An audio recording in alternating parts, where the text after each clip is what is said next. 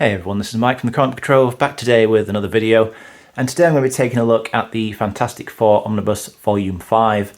It's one that I'm a little bit late to getting and adding to my collection, I know. This has been out for a while at this point, since I think maybe late 2024 or early 2025. Either way, yeah, it has been out for some time at this point, so I'm a bit late to the party, so to speak, with this, but it's one I'm happy to finally add to my collection. And I also have Volume 6 now as well, so I do have that to come as well. If you're interested, watch out for that one. But I'm going to take a look at this one today, obviously, and we're going to see this era of the FF and take a look at kind of the direction the series went in a little bit post Stan Lee and Jack Kirby. We did get a little bit of post Lee and Kirby stuff in Volume 4, actually, because Jack Kirby left the series at issue 102, I think it was. And then Stan left about 10 or so issues later, I believe, off the top of my head. But this is the first omnibus where the entirety of it for Fantastic Four contains no contributions from either of those co-creators. So it's a very interesting book to have, and to be honest, it's an omnibus that, until fairly recent times, really, as an omnibus collector, it's the kind of thing that I never thought we'd really end up with a Fantastic Four Omnibus Volume 5. But now it's great to see a lot of these Silver Age, Bronze Age lines moving well into volumes 5, 6, and even 7 now. There's an Amazing Spider-Man Volume 7's been announced, so really cool to see all this kind of stuff come in, and I'm very happy that these volumes can all be added to the collection ultimately. But here we go then. So we have Fantastic Four issues 126 to 163. As well as a couple of giant size issues and an Avengers crossover issue as well. A significant chunk of material in this book, and as I say, it's very much moving into the Bronze Age at this point. We are post Lee and Kirby. We're starting to see the contributions primarily of Roy Thomas and Jerry Conway as the writers who succeeded Lee on this series, as well as artwork by Rich Buckler and John Buscema. The hardcover itself, as you see here, a fairly plain design. We have the logo on the front and the 4 logo on the back of the omnibus. Otherwise, it is a plain black design, as has always been the tradition with these kind of classic era omnibus volumes. So, as we take a little look inside, as always, just want to give the brief kind of spoiler alert, spoiler warning, just to say that there is a chance I might cover something here or show something off in the artwork that perhaps you don't want to know if you never read this material before and you want to go in fresh for yourself. But by no means do I ever intend to cover an entire omnibus worth of plot in insane amounts of detail, so don't worry about that too much. I don't think it's too much of an issue. As always then, we start things off with the credits page. As I say, we've got Roy Thomas, Jerry Conway as the writers, but you see a few other names here as well, such as Marv Wolfman and Len Wein, even Chris Claremont doing a little bit of a giant size issue in here as well. And the pencilers, primarily Buscema and Buckler, but again, a couple of others there, as well as obviously the inkers, letterers and colorists, all credited here. Good to see. And then the contents page, which breaks down exactly what we've got in this book, as well as those original publication dates, which I always say are a nice touch. And it shows that we've got material here running from 1972 up until 75. Very much moving into that Bronze Age era of comics here. And 70s Fantastic Four is a lot of fun. It's probably overlooked in comparison to the Lee Kirby run that came before it, and the John Byrne run that comes after all this stuff. I feel like those are the kind of two classic eras of FF that most people highlight and cite as being the best of what you could call classic Fantastic Four, I suppose. But that does not mean that anything in either this volume or Volume 6 that comes in between those legendary runs should be dismissed. There's a lot of good stuff here, even if perhaps it's not quite as great as some of the stuff that came before or after. But as we see here, jumping right in, issue 126, and you've got Doctor Doom immediately on, and also this really cool homage cover, which is obviously homaging, paying tribute to the very first issue of Fantastic Four. So I decided to go ahead and finally pick these up after seeing the Fantastic Four MCU film, actually. These had obviously already been on my radar. I'm an FF fan anyway, and I had all 4 previous volumes. I've talked about them on the channel previously, quite a while ago now actually. It's been a long time, I think, since I looked at a Fantastic Four omnibus on the channel. Too long, really. But yeah, seeing that film, it just kind of got me excited again about the FF, having, you know, gone a while since reading anything to do with them.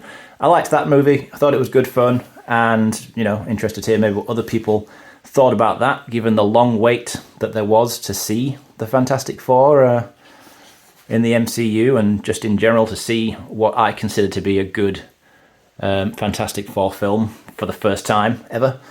But obviously all of that would not exist without all of this.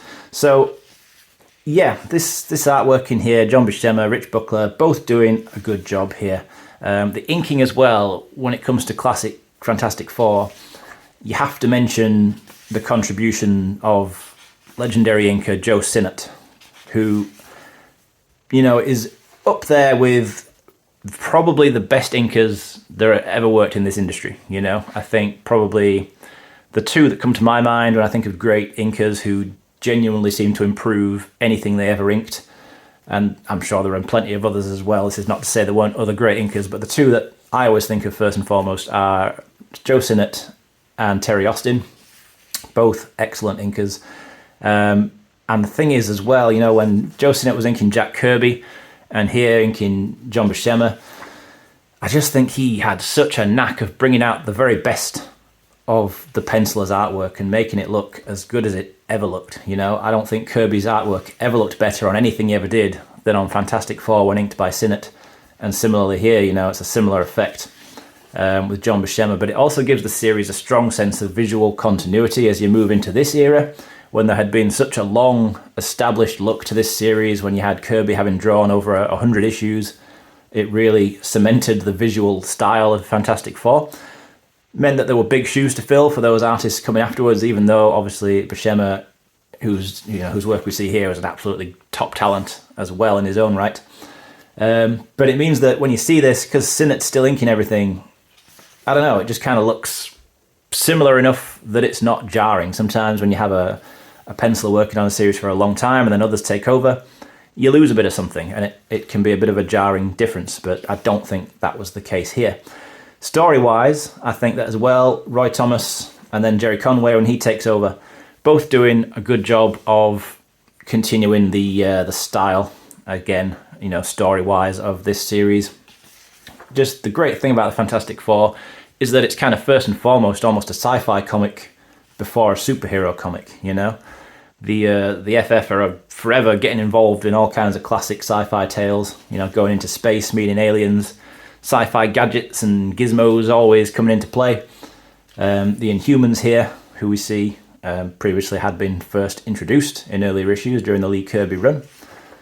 It's during this omnibus as well, this kind of run of issues in here, I think that Human Torch, Johnny Storm, changes his costume and goes from the classic FF uniform to the red costume that he wore for quite a while.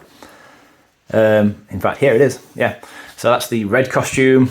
Probably not his best look. I don't really love it, but it's cool, you know. And he wore that for a while, you know. It stuck around for quite some time.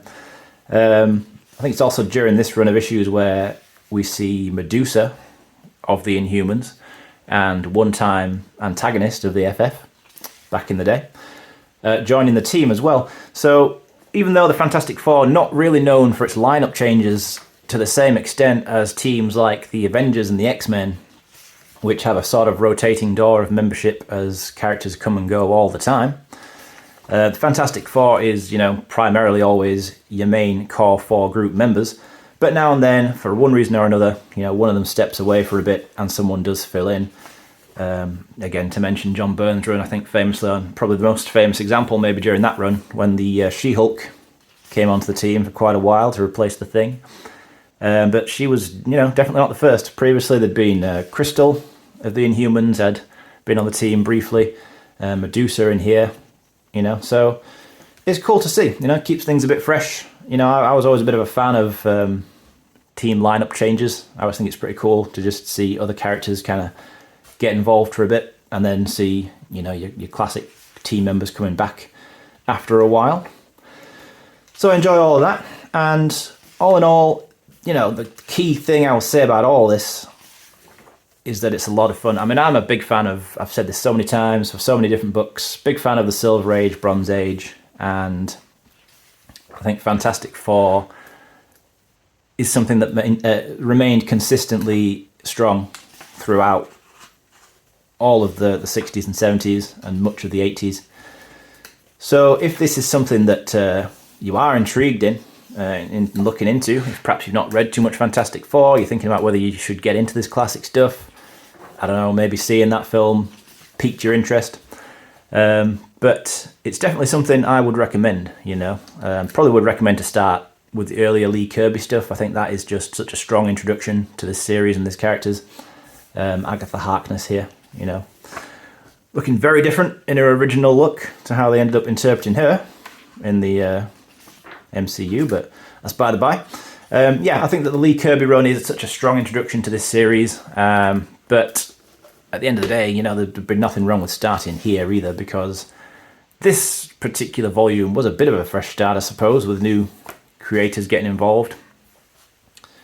And comics at this time as well were just always written with the idea that they could generally always be somebody's first comic, so you get a lot of recaps in every single issue anyway, even which can come at its detriment sometimes when you're reading a collection like this and you go in issue after issue after issue. Sometimes it does get a bit frustrating when you're reading constant recaps of what you literally just read, but I suppose you have to keep in mind that initially these issues were coming out monthly, so, you know, a recap probably would have been appreciated by most people at the time when they were read in the initial format as intended, so to speak. I would be very interested in hearing the thoughts of other people, though, as always. You know, one thing that is really striking to me as I look through all of this is just the quality of the artwork. I don't know, maybe it's just that I have that kind of soft spot for this era and this general style anyway. But it looks really cool. I mean, this is Rich Buckler at this point, so we've moved kind of past John Buscema. But Buckler, again, great artist, and still being inked by Joe Sinnott, which once again, you know, helps to maintain that continuity of visual style. He just worked on this series for a very long time, Joe Sinnott. I once looked into how many issues he'd inked, and I've unfortunately forgotten the number now. I don't have it to hand, but I know it was a lot, because he came onto this series around, I want to say maybe issue 45-ish or something, and then he was kind of around until issue 200-ish. I don't think he did every single issue in that time, but he did the vast majority of them. And the series was much the better for it, because he brought a lot to this whole comic. But yeah, just the artwork's very strong. Here is that crossover story with the Avengers. I think this is going on during Steve Englehart's run. The fact that Mantis is there pretty much gives that away. Yeah, so all in all, a strong volume here. Really cool book, one I'm very happy to have. And we'll take a little look at volume 6 as well pretty soon. I'll try and get around to that one, so keep an eye out for that for anybody interested in seeing that one too. We're seeing the Silver Surfer making a return here. Great double page spread here. Love that classic sci-fi space battle. You know, that is vintage Fantastic Four. That's the kind of thing that I've always loved about this series. You know, your stuff like that. Doctor Doom again. Just, what can you say about Doom? One of the all-time best villains that there's ever been. Mephisto, the Silver Surfer. You know, as we flip through here, you know, kind of goes without saying, a lot of key significant characters making appearances during all of this time. Anyway, yeah, would be interested to hear what other people think of this. If we flick to the very back, there is a fairly short extras section, not too much in here, but you've got some creator interviews from the Foom magazine, Friends of Old Marvel from back in the day, some pin-ups and sketch designs, the usual sort of stuff, to be honest, that you tend to get in the back of these books, but always interesting to take a little flick through. Get stuff like t-shirt designs and word searches and stuff like that, original uninked pages, what have you. This is very cool. Double page pin-up. John Buscema and Frank Giacoia. Like that. John Romita there. So yeah, all in all, a great book, one I'm very happy to have in the collection. Yeah, do let me know your thoughts on this. I'd be happy as always to hear that, and I'll be back again soon to discuss something else.